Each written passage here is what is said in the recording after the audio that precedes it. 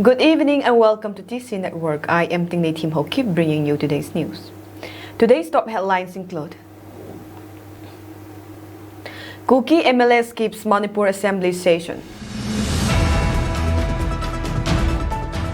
ITLF criticized Kokomi's demand for removal of Assam rifles amid Manipur conflict. Laxman Prasad Acharyan sworn in as Manipur governor. Over 150 killed, 180 missing in Kerala, hill station landslides, search operations on. News in details. The 10 Kuki MLAs are likely to skip the 13-day-long Manipur Assembly session, which will start on Wednesday. These MLAs on earlier two occasions have skipped the Assembly session. There were two sessions of the Assembly since May 3 when ethnic violence broke out in Manipur. One of the 10 MLAs, the BJP's Pauline Lalhaukip, who was elected from Saikot Assembly constituency in tribal-dominated Churachandpur district, said that they would not attend the session this time too. When my people can't set foot in Imphal, how can I attend an assembly held in the state capital? Haukip remarked. Of the 10 tribal MLAs, 7 are from the ruling BJP, 2 belong to the Kukis People's Alliance and 1 is an independent.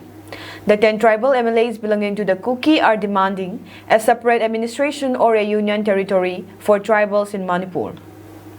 Manipur Chief Minister N. Biren Singh last week said that he had requested the 10 MLAs to attend the assembly session. Opposition Congress is likely to raise recent Jiribam district violence. Jiribam witnessed a wave of violence after the killing of 59-year-old farmer Soibam Sarat Kumar Singh on June 6, leading to 900 tribals belonging to the Kuki communities taking shelter at the homes of relatives and friends in 2 villages in Kachar district of southern Assam, while around 1,000 people, mostly belonging to the Meitei community, are now settled in 7 relief camps in Jiribam. Since May 3 last year, Manipur has been hit by unprecedented ethnic violence between the Kuki and the Meiteis that has claimed the lives of at least 220 people, left over 1,000 injured, and displaced over 60,000 people of both communities. The Indigenous Tribal Leaders Forum ITLF has responded sharply to the Coordinating Committee on Manipur Integrity Kokomi's recent demand for the removal of the Assam rifles from the state. The call for the paramilitary force removal comes amidst ongoing ethnic tensions and violence in Manipur, primarily affecting the minority Kuki-Zo tribes. The ITLF accuses the Meitei community, which forms the majority in the region, of targeting the Assam rifles due to the force's extensive knowledge and experience in local geopolitics. According to the ITLF, the Assam rifles' impartiality has hindered the Meitei's attempts to marginalize the Kuki-Zo tribes using state machinery. One of the key incidents highlighting the conflict occurred on June 2, 2023 in Suknu. An Assam rifles truck reportedly blocked the entrance of a police station to prevent Meitei police commandos from leading mobs to attack tribal villages. Drone footage obtained by the ITLF allegedly shows police vehicles leading groups as they torched Kuki-Zo homes in Suknu. Survivors from the surrounding villages have recounted similar experiences, claiming Meitei mobs were led by police and members of the Arambay Tengold. Kokomi's accusations against the Assam rifles, claiming they acted against Meitei interests in Suknu and Siro, have been deemed contradictory by the ITLF. The majority of the villages burned in these areas belong to the Kuki-Zo community, and the once cosmopolitan town of Suknu is now reportedly under complete Meitei control. Despite facing hardships from the Assam rifles, such as weapon confiscations and bunker destructions in Kuki-Zo areas, the ITLF continues to support all central security forces, including the Assam rifles, for their non-partisan approach. The Assam rifles, with their permanent base and extensive experience, are viewed as the most capable force to enforce peace in the conflict-ridden state.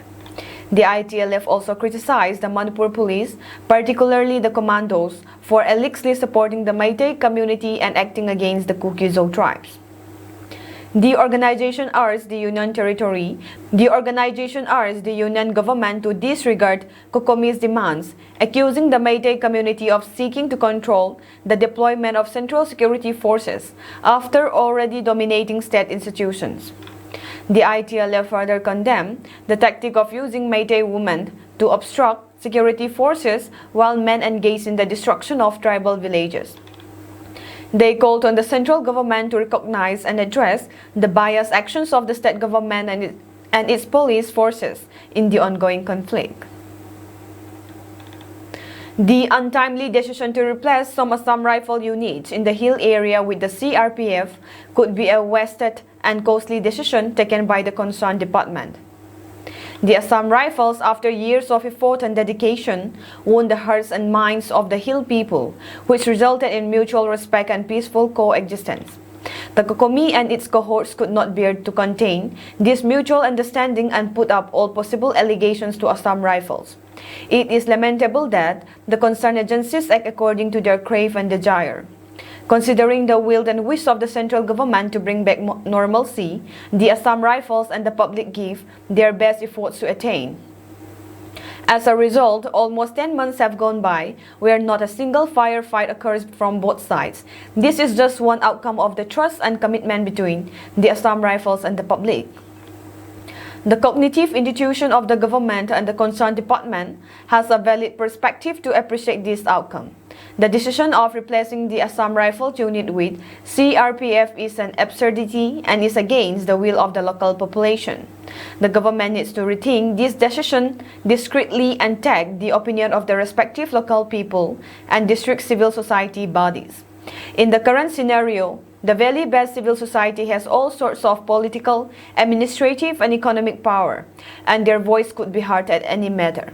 Whereas the existence of spiral of silence buried the voice of voiceless people, which weighs more emotional and rational distress for the Kuki community. Consequently, the KSO General Headquarters stood sentient in endorsing the sentiment of the people and vehemently reluctant to accept this irrational decision at this juncture. Therefore, we request and appeal the central government to reconsider and nullify the decision of replacing Assam Rifle with CRPF in public interest. Newly appointed Governor of Manipur, Laxman Prasad Acharya, took oath of office on July 31 in the Darbar Hall of the Ras Bhavan in Phal. The oath of the newly appointed governor was administered by the Chief Justice of Manipur High Court, Justice Siddharth Mridul. Acharya arrived in Imphal on July 30 to a warm reception by Manipur Chief Minister N. Biren Singh, Speaker of the Manipur Legislative Assembly, T.H. Satya Brata Singh, various ministers, MLA's Chief Secretary, Dr. Vinit Joshi, Security Advisor Kuldeep Singh, DGP Rajiv Singh, and other senior officers at the Ras Bhavan. Acharya has been appointed as the Governor of Assam and has also been given additional chairs of the Governor of Manipur. Earlier on July 30, took the oaths as Assam Governor in Guwahati on Tuesday afternoon. The oath of the newly appointed governor was administered by the Chief Justice of Guwahati High Court, Vijay Bisnoy, at Srimanta Sankar Deva Kalaksetra in the presence of Chief Minister Himanta Biswa Sarma, Cabinet Ministers and other dignitaries. A catastrophic flash flood swept through Gangpi Mall this morning, narrowly sparing the lives of students from Hidden Valley School. The disaster was triggered by the collapse of an artificial reservoir at STC BSF, unleashing a torrent of water that inundated homes, leaving families displaced and struggling to survive. The incident, which occurred at 8:20 a.m., has sparked outrage and grief among residents who demand answers from STC BSF personnel for their negligence. The calamity has exacerbated the existing hardships faced by families in the midst of the Manipur crisis. The affected families, already struggling to make ends meet, are now pleading for adequate compensation to rebuild their lives. The meager aid from MLAs and district administration can only provide temporary relief, but it is imperative that the authorities take responsibility for their negligence.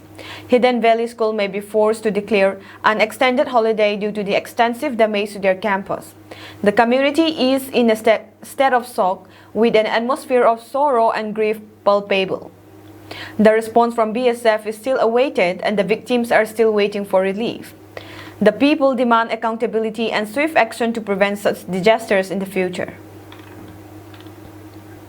In a scathing parliamentary address, Outer Manipur Congress MP Alfred Arthur criticized Chief Minister N. Biren Singh, alleging that his speeches are filled with violent rhetoric. Arthur's remark came during a discussion on the budget for the fiscal year 2024-25, highlighting the ongoing turmoil in Manipur. Every day, the words that come out from his mouth are that of beating, killing, and violence. What is this? Is this my country? Said Arthur, expressing deep concern over the state of affairs in Manipur. He questioned the absence of union ministers in the state post-2023, asking Prime Minister Narendra Modi why no central representatives have been present to address the crisis. Arthur's speech continued. If he, Prime Minister Modi, is a true person, he is intelligent. But the people in Manipur have not got food to eat, whom to ask, whom to say. My family sacrificed their lives not to see to this day. We are all Indians. Addressing the parliament, Arthur detailed the dire economic and social conditions in Manipur. Manipur has the lowest per capita income and the highest inflation. How do you expect a state that is lowest in income and paying the highest price to survive? You already have a conflict, and now unprecedented floods have hit us, the worst in 35 years, he stated, criticizing the finance minister budget as anti-people. Arthur also reminisced about his family's contributions to the nation, particularly his grand-uncle, Major Bob Rowling, who played a significant role in the nation's history. Today you are burning my state.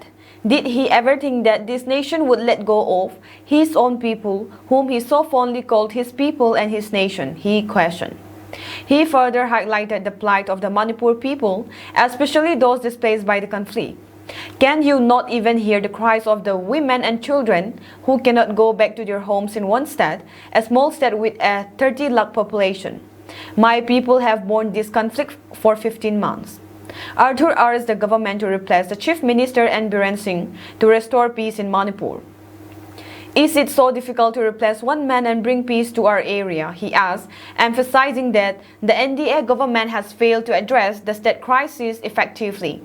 He called for greater inclusion of the Northeast in the national tourism map to create job opportunities and reduce dependency on other regions for survival. Our youngsters are jobless in the Northeast. Had tourism been encouraged in the Northeast, our people would not have to look for the rest of the country for survival. Notably, Dr. A. Bimol Akoizam from Inner Manipur Parliamentary Constituency MP had in his maiden speech condemned the union government's silence on the ongoing crisis in Manipur. I will keep quiet the moment Prime Minister opens his mouth and the nationalist parties say that Manipur is part of India and say that we care about the people of that state. Only then I will accept what is nationalism in our face, Bimol had said. Dr. Bimol Akoizam had criticized Prime Minister Narendra Modi's silence for not addressing the situation despite the escalating violence and suffering in the state.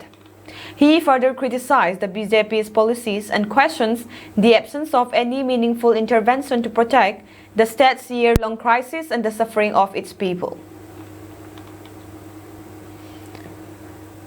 The National Investigation Agency NIA on Tuesday charge-sheeted an accused in a pan-India illegal arms and ammunition trafficking case linked with Myanmar-based insurgent groups. The charge sheet against Lalngai Homa was filed before the NIA Special Court, New Delhi, under various sections of IPC, Arms Act, Explosive Substance Act, and UAP Act. He has been charged with active involvement in the network operating in the Northeast region along with other parts of the country.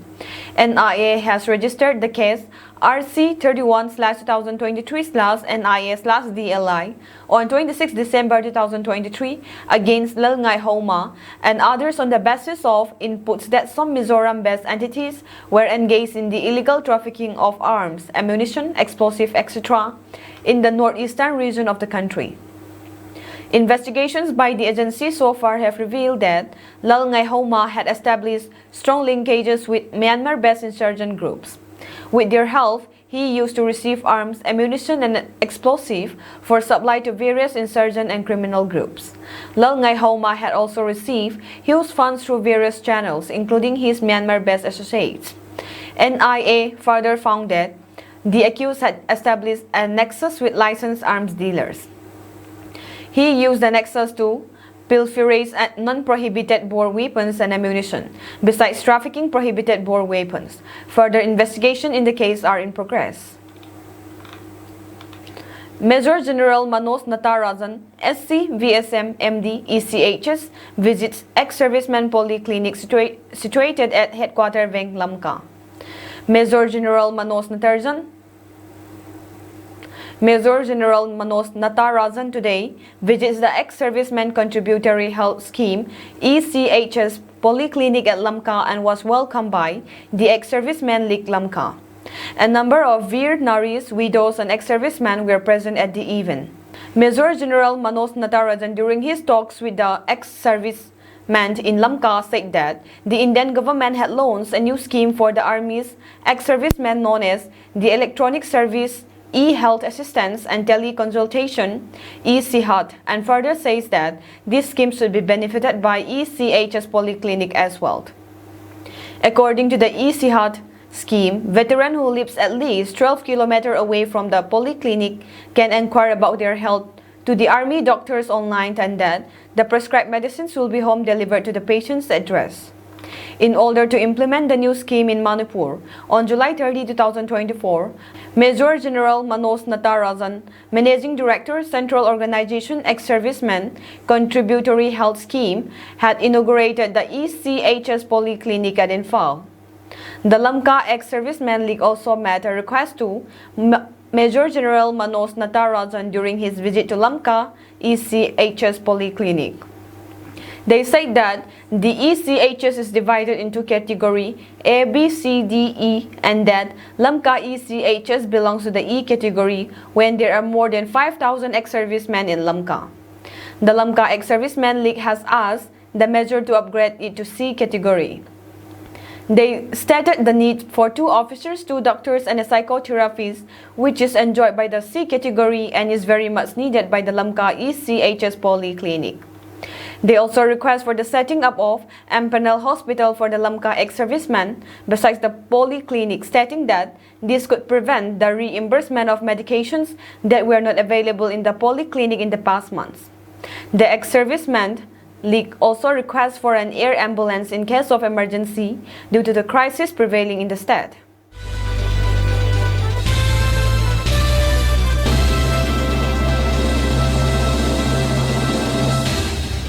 The death toll has crossed 150 in the devastating landslides that hit Kerala's hilly Wayanad district early Tuesday morning, making this incident one of the world's largest tragedies in India. Sources told ETV Bharat that the toll has reached over 150 and is likely to increase as entire localities face the brunt of the nature's fury, with hundreds of houses destroyed beyond recovery in at least 4 villages in the district. As per Majid, a local resident involved in rescue operations, there were around 100 houses in Attamala village, but none of them are visible now. Of those dead, at least 50 bodies have been kept in Mepadi Community Health Center. State Revenue Minister K. Rajan's office said that at least 116 persons who were injured in the landslides have been admitted to various hospitals. Mundakkai, Choral Mala, Attamala, and Nulpuja villages were among the areas affected and cut off by the landslides, authorities said. The landslide, which occurred around 3:30 a.m. on Tuesday, left a trail of destruction in its wake, with several houses destroyed, water bodies swollen, and trees uprooted. In view of the situation, a special 24-hour control room has started functioning at the police headquarters in Thiruvananthapuram, the State Police Media Cell said in a statement. The control room, which functions under the direct control of the State Police Chief, can be reached on these two numbers, 9497900402 and 047127211566, it said. The Health Department has provided two helpline numbers, 9656938689 and 80860108333 for those in need of emergency assistance. Earlier today, Prime Minister Narendra Modi expressed concern over the incident and said that he spoke to Kerala Chief Minister Pinarayi Vijayan and assured all possible help from the center to the state. Wayanad District Collector Megastri DR said disaster relief work is progressing in affected areas and rescue operations are being carried out by the NDRF, Fire Force, Police and the Forest, Revenue and local self-government departments. Along with government agencies, volunteers and local residents are cooperating in the rescue operations, he said in a statement. The collector also informed that the shutter of Banasura Sagar Dam on the Karaman Thodu River was open and warned those living downstream and in low-lying areas to be cautious. Congress leader and former MP from Wayanad Rahul Gandhi said he was deeply anguished by the massive landslide. In a post on X, Gandhi said he spoke to Kerala Chief Minister and Wayanad District Collector, who assured him that rescue operations were underway. The former Union Health Secretary, Preeti Sudan, will take over as chairperson of the Union Public Service Commission UPSC on August 1, 2024. This appointment, granted under Article 316A of the Indian Constitution, follows the resignation of her predecessor, Manoj Soni. Preeti Sudan, who had been a member of the UPSC since November 29, 2022, will now chair the commission until her retirement in April 2025, when she turns 65. Preeti Sudan's appointment was announced in a letter to UPSC Secretary Sasi Ranjan Kumar by Additional Secretary Manoj Kumar Dwivedi, after President Draupadi Murmu's approval. Honorable President has also approved the appointment of Srimati Preeti Sudan, member UPSC under Clause 1 of the Article 316 of the Constitution, for performing the duties of Chairman UPSC with effect from 1st August 2024 till further orders or till 29/4/2025, whichever is earlier. Read the appointment order.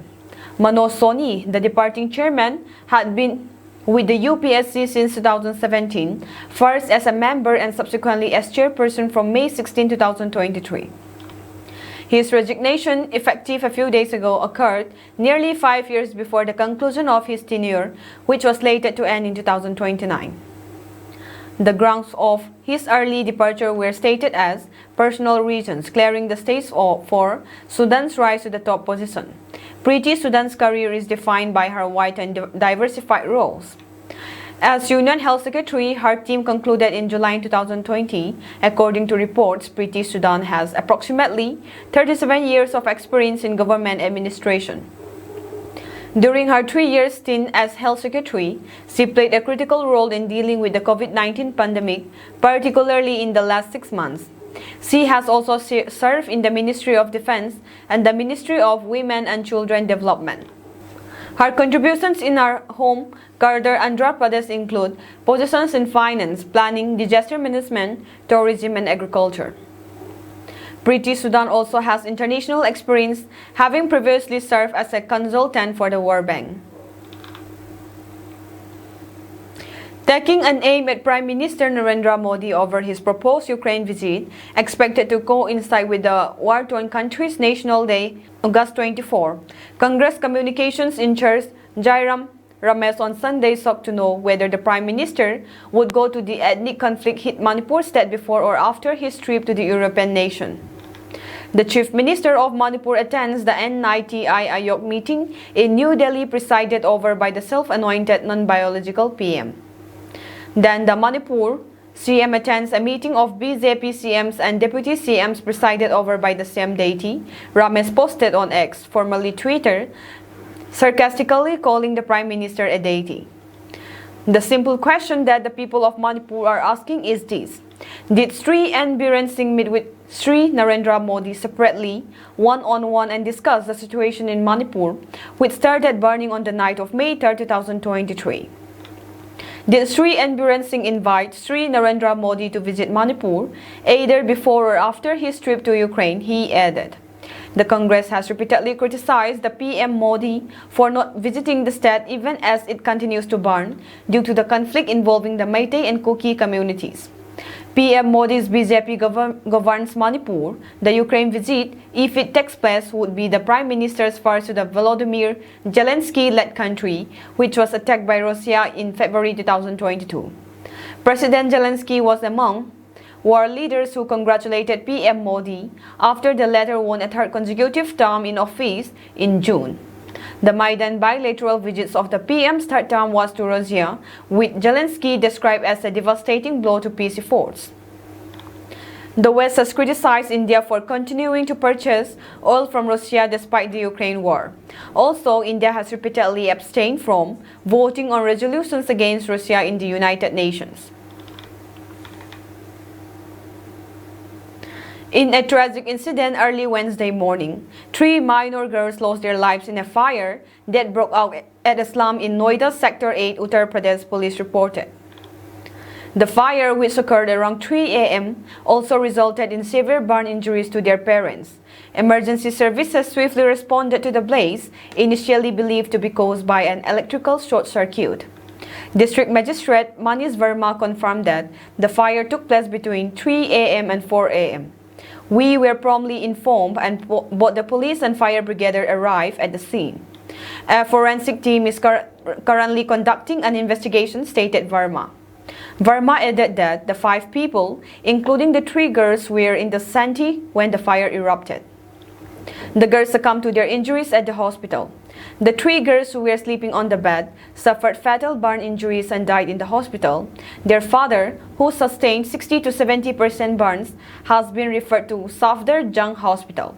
Their mother, also injured, is reported to be out of danger, he disclosed. Verma noted that the victims were originally from Manipur and the father worked as an e-rickshaw driver. An investigation is going on and the government will provide compensation and support to the affected family. More details are awaited as the investigation continues.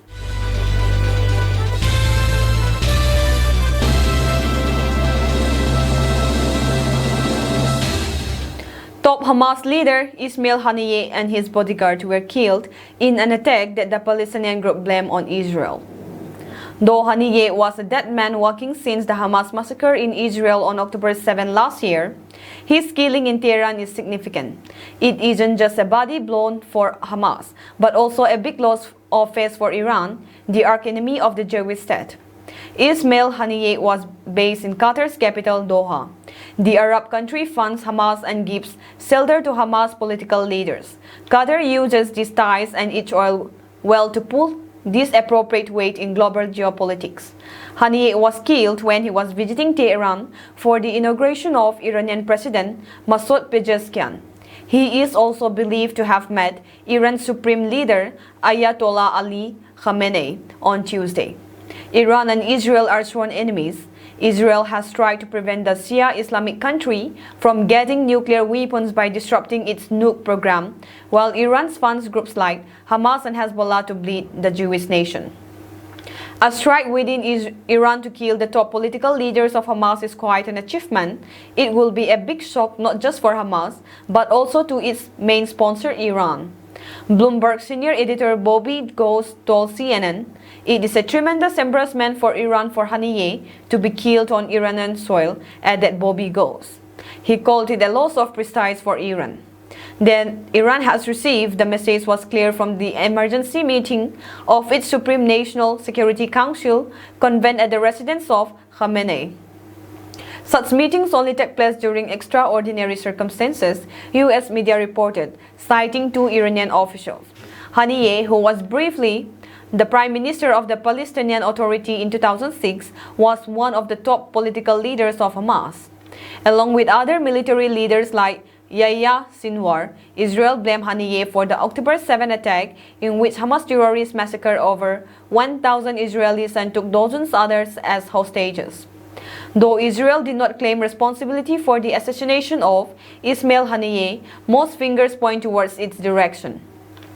A statement from the Islamic Revolutionary Guards blamed Israel for the attack, saying Haniyeh was killed in a treacherous Zionist raid on his residence in Tehran. Israel had declared all Hamas political and military leaders were targets since the October 7 attacks. It has been going after Ismail Haniyeh and his family members, who it accuses of being part of the Hamas fraternity. Israel targeted Haniyeh's residence in Gaza City just a month after the October 7 attacks. In April, Haniyeh's 3 sons were killed in Israeli airstrike too. In June, another airstrike killed 10 members of Haniyeh's family in northern Gaza Sati refugee camp. Gaza's Civil Defense Agency said Tuesday that an Israeli operation in and around the territory's second city of Khan Yunis killed about 300 people since it began last week, while the army said it had eliminated 150 terrorists. Since the beginning of the Israeli ground invasion of the eastern part of Khan Yunis province, the civil defense and medical teams have recovered approximately 300 bodies of martyrs, many of them decomposed, agency spokesman Mahmoud Basal told AFP. The Israeli military launched the assault on July 22 to hold rocket fire from the area, which already saw heavy fighting earlier this year. Last week, it said troops had retrieved the bodies of 5 Israelis from the area. They had been killed during the Hamas attack on October 7 and their bodies taken back to Gaza, the military said. On Tuesday, the military said it had completed the operation in the area of Khan Yunis and had killed over 150 terrorists. It said troops also dismantled Tyrol tunnels, weapon storage facilities, and terrorist infrastructure and located weapons. A political analyst renowned for his accurate prediction of U.S. elections since 1984 has forecasted a victory for Vice President Kamala Harris in the upcoming November election. Alan Lichtman, who correctly anticipated Donald Trump's win in 2016 and Joe Biden's in 2020, bases his prediction on his 13 keys to the White House methodology. According to Lichtman, Harris has secured 6 of these keys compared to only 3 for Republican presidential candidate Trump. With 4 keys yet to be assigned, Lichtman indicates that Harris' strong position suggests a lot would have to go wrong for Democrats to lose. Lichtman plans to make his final prediction following the Democratic National Convention. Trump's campaign will launch a $10 million advertising blitz in 6 battleground states this week as it tries to counter a surge of voter enthusiasm and donations for his Democratic rival Harris. It is Trump's biggest ad buy since January, when he was fighting off Republican rivals for the party's nomination. Since President Joe Biden dropped out last week and endorsed Harris, he has rapidly consolidated support within the Democratic Party and from big money donors. She has also sparked a newfound energy among groups such as young voters that Biden has been struggling to win over. After months of attacks on Biden's fitness for office, Trump's campaign has had to pivot to find a new message to use against the younger and more dynamic Harris, 59, less than 100 days until the November 5 election. On Monday, Trump, 78, released an ad on his Truth Social platform using Harris' own words from all interviews, campaign events, and debates to try to portray her as an extreme liberal out of touch with everyday Americans, particularly in the Rust Belt. In response, Harris accused the Trump campaign of lying about her record. Vice President Harris has been a key leader in working across the aisle to pass the Biden-Harris administration's historic popular agenda, said Harris spokesperson Sarafina Chitika. American forces carried out a defensive airstrike on combatants who were attempting to launch drones that were deemed a threat to U.S. and elite troops, a U.S. official said. The strike, which Iraqi sources said left at least 4 people dead, was the first by American forces in Iraq since February, when the U.S. military said it killed a pro-Iran commander who was involved in attacks of the country's troops. Tonight, U.S. forces in Iraq conducted a defensive airstrike in Babylon province, targeting combatants attempting to launch one-way attack uncrewed aerial systems, the U.S. defense official said, on condition of anonymity, adding that the Central Command assessed the drones pose a threat to U.S. and coalition forces. "We maintain the inherent right to self-defense and will not hesitate to take appropriate action," the official added. The Hasad al-Sabi, an alliance of pro-Iran former paramilitary groups that have been integrated into Iraq's security forces, earlier said apparent missile strikes have left 4 people dead at a base in Babylon, but made no mention of an attempt to launch drones from the ground. Available information suggests that 2 patrols were targeted with missiles fired from drones, the Hasad said in a statement. An official from the alliance told AFP that 4 people were killed and others were critically wounded in blasts that hit a base belonging to the Hasad al-Sabi. A security source confirmed that 4 people were killed, adding that the death count was expected to rise. There have been 2 recent attacks targeting U.S. and allied forces in Iraq. Several rockets were launched towards the Ain al-Assad base last week, which hosts troops from the U.S.-led coalition against the Islamic State jihadist group, officials said. And on July 16, 2 drones were launched towards the same facility, one of which was successfully destroyed, while another hit the base, causing minimal damage, according to the Pentagon. Prior to that, U.S. troops in Iraq and Syria had not been targeted since April, but attacks against them were much more common in the first few months of the Israel-Hamas war in Gaza, when they were targeted more than 175 times. The Islamic resistance in Iraq, a loose alliance of Iran-backed groups, claimed the majority of the attacks, saying they were in solidarity with Palestinians in Gaza. In January, a drone strike blamed on those groups killed 3 U.S. soldiers at a base in Jordan. In retaliation, U.S. forces launched dozens of strikes against Tehran-backed fighters. Since then, attacks against U.S. troops have largely halted. China has completed and operationalized a bridge connecting the north and south banks of Pangong Lake, according to a report by Hindustan Times. New satellite images showed that this bridge reduced the time needed by China to mobilize its troops and equipment. The reports to China constructing the nearly 400-meter bridge first emerged in early 2022. Incidentally, the start of the military standoff between India and China in Ladakh sector of the Line of Actual Control (LAC) began in 2020. A clash between troops of the 2 sides on the banks of Pangong Lake had marked the start of the face-off. A series of rapid revisit satellite images captured the black sky, a U.S.-based farm in the early morning, midday and late afternoon of July 9 revealed the completion of the paved bridge and its use by vehicles. Black Sky is capable of capturing images 15 times a day with its satellites. The images showed that the bridge is located about 25 kilometers from the LAC. According to the Hindustan Times report, automated vehicle detection identified several vehicles positioned at different locations on roadways, assessing the bridge from the north and south banks of Pangong Lake, including a vehicle transiting the bridge. Images also captured the changing number, location, and distribution of vehicles throughout the day. Vehicles were also identified at a suspected fuel station on the northern access road for the bridge. The bridge is located near the LAC in the disputed Aksai Chin area that is claimed by India. China has also been occupying this area since at least 1960. When reports of the construction of the bridge first emerged, the External Affairs Ministry had said India would never accept such illegal occupation of its territory. On July 7, Hasty had cited satellite images from Black Sky, which showed that China's military is digging in the area around Pangong Lake. China reportedly constructed underground bunkers to store weapons, unfueled and handed shelters for armored vehicles at a key base at Sirjab. Completion of the bridge significantly reduces travel time for movement of equipment and personnel and provides another route linking China's surrounding PLA facilities, an analyst for Black Sky told Hasty.